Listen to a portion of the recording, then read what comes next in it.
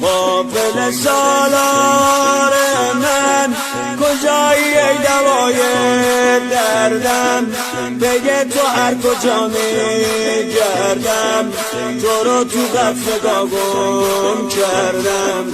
ای بدن صد پاره رو خاک داغ این صحراییم، چرا مقطع الاعضاییم، بگو کجا برم تنهای.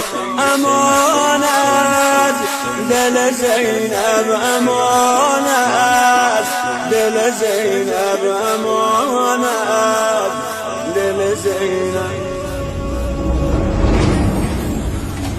چشت روشن بزم حرامه